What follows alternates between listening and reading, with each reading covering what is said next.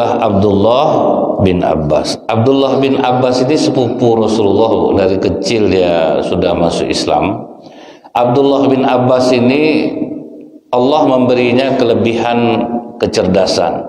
Nah kita ini Bu ya, masing-masing kita ini dikasih kecerdasan yang berbeda-beda. Ada di antara kita ini makannya sambal lado anak Pak, pakai nasi putih, tapi otak cerdas Pak, karena memang dikasih Allah kecerdasan. Nasi putih aja Bu, kasih garam, sambal lado anak, otak cerdas, badan sehat. Ada udah dikasih susu mahal, pakai madu, tidur pakai AC, udah lisui, bodoh pula lagi Pak. Ya memang Allah ini luar biasa ya Bu ya. Ada orang dikasihnya memang udah sabar dari lahir, mau diapakan aja sabar. Ada orang latihan dulu, baru bisa jadi sabar. Jadi Allah tuh sudah ngasih kita nih Pak. Ada yang makanya takdir tuh ada dua ya Bu ya. Takdir mubrom, namanya takdir mu'allaq. Takdir mubrom ini yang tidak bisa diubah. Nah ini yang ketetapan Allah, tidak bisa diubah. Kapan orang lahir, walaupun sekarang udah canggih alat tahu orang kapan lahir, tapi sebetulnya kapan orang lahir itu Allah yang maha tahu. Apa jenis janin dalam perut ibunya itu Allah yang menentukan. Walaupun alat sekarang udah canggih ya Pak, sebetulnya itu mubrom. Makanya kenapa dibilang mubrom Bu? Kadang di USG laki-laki keluar perempuan, itu tuh Pak. Jadi tetap teknologi kalah kadang sama Allah, pasti kalah lah. Nah kemudian ada namanya takdir mu'allaq. Takdir mu'allaq ini masih bisa dirubah Pak dengan doa.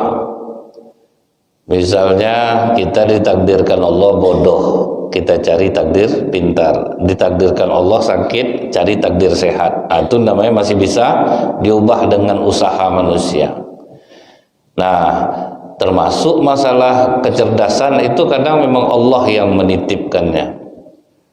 Memang dikasih Allah dia kecerdasan di atas rata-rata. Walaupun dia tanpa belajar Pak, memang sudah dikasih Allah kecerdasan. Ada kita berusaha dulu baru bisa cerdas. Nah kalau kekuatan, misalnya Allah memberikan kekuatan kepada Ali, tapi tidak memberikan kekuatan itu kepada sahabat yang lain. Jadi memang macam-macam kita nih Bu. Nah Abdullah bin Abbas ini sudah nampak memang cerdasnya dari kecil. Nah karena dia cerdas inilah ditambah doa Rasulullah Pak. Karena Rasulullah melihat ini anak ini cerdas. Didoakan oleh Rasulullah dengan 3 doa Bu. Ya Allah berkahilah hidupnya. Ya Allah ajarkanlah hikmah kepadanya. Ya Allah pahamkan dia dengan agama dan mengerti akan takwil. Jadi dia inilah ulama umat tibanya Bu, Abdullah bin Abbas ini Pak. Kalau umur Bu memang dia masih kecil, tapi kalau ilmu cukup disegani oleh para sahabat. Ulama-ulama sahabat kan lumayan banyak. Sewaktu dia udah masa Umar bin Khattab itu kan sahabat udah tambah banyak, ngerti-ngerti dengan Al-Quran. Umar yang dibawanya anak kecil Pak, Abdullah bin Abbas. Pertemuan ulama-ulama tibanya Pak ya, orang-orang pandai dalam ilmu agama. Umar hanya membawa anak kecil Abdullah bin Abbas. Dalam hati sahabat-sahabat yang tidak kenal sama Abdullah bin Abbas, anak-anak pula dibawa ya kemari. Orang remeh Pak dengan Abdullah bin Abbas. Yang dibahas waktu itu apa Bu? Mengenai apa maksud hikmah dari turunnya surat An-Nasr. Idza jaa nasrullahi wal fath. Apa hikmah ayat itu turun? Semua sudah ngasih pendapat, umat Islam ini akan tambah banyak, orang masuk Islam akan berbondong-bondong. Abdullah bin Abbas diam aja. Setelah semuanya menjelaskan, baru ditanya oleh Umar bin Khattab, Abdullah bin Abbas, apa kira-kira ayat ini kemana arahnya? Dijawab oleh Abdullah bin Abbas, ayat ini mengisyaratkan Rasulullah akan meninggal dunia. Itulah ayat itu mengisyaratkan. Karena kalau umat Islam sudah masuk berbondong-bondong, kemenangan sudah datang, tugas Rasulullah selesai. Di situ dicium Umar bin Khattab keningnya. Baru paham aku maksud ayat ini sekarang. Karena kan itu jauh pikiran Abdullah bin Abbas itu, Pak. Jadi kalau anak bapak memang dasarnya cerdas, itu tinggal melatih, jangan sombong aja dia. Nah, adab dia diajarkan. Tapi kalau misalnya yang otaknya memang harus berusaha, harus baru pintar, nah itu harus sabar-sabar mengajarnya. Dicari bidang yang dia suka untuk supaya lebih enak dia belajarnya. Tapi kalau yang udah cerdas sudah enak lah, bahagialah bapak ibu punya anak cerdas, tidak banyak ngajarnya lagi. Nah itu memang Allah yang memberikannya. Jadi Rasulullah mengatakan Abdullah bin Abbas adalah ulama umat ini. Pernah ibu ya dulunya Pak, sebetulnya solat yang diajarkan Rasulullah kalau kita berimam makmum berdua, dulunya Rasulullah mengajarkan sejajar. Sama Rasul, imam sama makmum itu sejajar kalau berdua.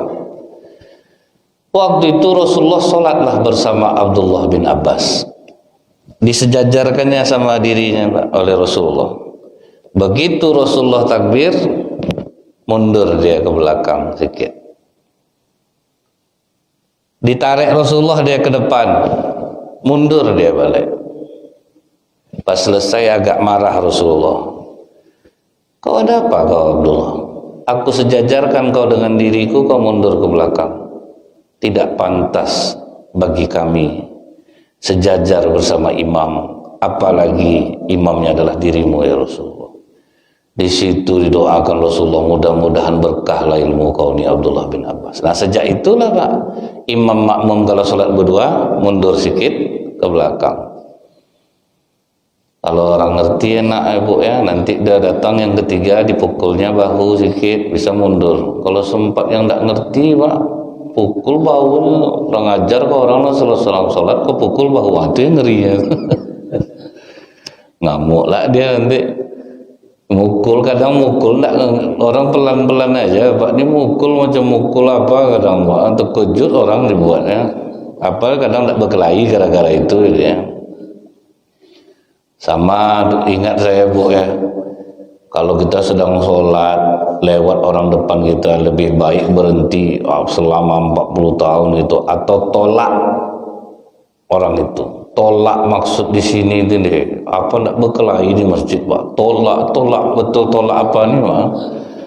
Itu yang tolak bala kata orang tuh Bu, ngeri Bu, terempas orang dibuatnya, apa nak berkelahi dibuatnya Pak? Maksudnya itu ya hadang biasa aja. Jangan sampai menyakiti pula. Ini betul-betul tolak, itu yang tolak bala. Hancur badan orang boleh dibuatnya itu. Tersandar orang ke dinding dibuatnya. Nah, jadi itu kelebihan Abdullah bin Abbas. Udah diprediksi Rasulullah ini bakal jadi ulama. Misal macam kami mau balik sekarang nih Bu, ya saya ingat dari kecil saya suka lihat orang ceramah Pak. Di masjid tuh apa aja pertandingan hafal ayat yang macam-macam sekarang nih Bu ya, dikacau-kacaukan ayat itu susunannya kita memang hobi dari kecil. Kemudian kalau ada orang ceramah saya tengok terus Pak, asal orang ceramah. Ingat saya waktu saya kecil-kecil Ustaz Ali Abri, kemudian Ustaz Sulaiman Abdullah, selalu di masjid tuh Bu. Pokoknya suka lah dengar orang ceramah ini, suka betul. Jadi memang udah ada dari kecil tuh, memang udah ada. Bukan udah besar timbulnya. Kadang kan kami ini ada udah besar-besar Bu, cari kerja payah Pak. Aku jadi ustad lagi. Taraweh 15 menit 250, 300 kemana mau dicari itu. Ada yang macam itu Pak. Dia sebetulnya tidak bakat dia ceramah nih Bu. Pokoknya kalau dia pas ceramah tuh muak aja bawaan orang, kadang nengok dia Pak kan. Cuman itulah kan dia mikir cari kerja Pak ya. Mau jadi ojol dah banyaklah ojol. Bagus jadi ustaz lagi. Itu untuk bulan puasa jadilah lumayan tuh Pak. Kali kan lah 250 semalam. Kali sebulan kan udah banyak tuh Bu. Memang ada yang karbitan macam itu ada. Memang dia tuh tidak ada kebutuhan. Jadi kita ini memang bidang kita ini udah masing-masing. Tidak bisa. Bidang kita tuh udah masing-masing. Jadi tidak bisa kita jadi orang lain tuh tidak bisa. Kalau kita mengerjakan pekerjaan yang tidak kita cintai, mana kita ikhlas? Tidak akan susah kita akan ikhlas tuh. Nah kemudian apa sopannya Abdullah bin Abbas ini Bu? Pernah dia disuruh bapaknya, kau pergi ke tempat Muhammad. Pergi dia balik. Ditanya oleh bapaknya, kenapa kau tidak jadi menemui Muhammad? Aku melihat seseorang yang tidak ku kenal bersamanya. Jadi nampak dia Rasulullah sama orang yang tidak dikenalnya. Karena dia masih kecil, pulang dia balik. Nah itulah sopannya Abdullah bin Abbas ini. Makanya Zaid bin Sabit pernah mencium tangan Abdullah bin Abbas walaupun dia masih kecil. Ditariknya tangannya Bu. Kenapa kau mencium tanganku, kata Abdullah bin Abbas. Beginilah kami disuruh menghargai keturunan masih darah Rasul kami, kata Zaid bin Sabit. Karena sebelumnya apa? Abdullah memegang tali kuda Zaid bin Sabit. Kenapa kau lakukan ini? Nah inilah kami diajarkan Rasulullah untuk menghargai ulama kami. Jadi rendah hati sama rendah hati Pak ya. Jadi kalau orang yang memang, saya kalau nengok macam Buya Yahya, Ustadz Somad, kalau bertemu tuh sejuk jiwa nengoknya itu apa nama, saling sopan, santun gitu Bu ya. Tapi ada juga Bu Ustadz yang busuk gayanya Bu.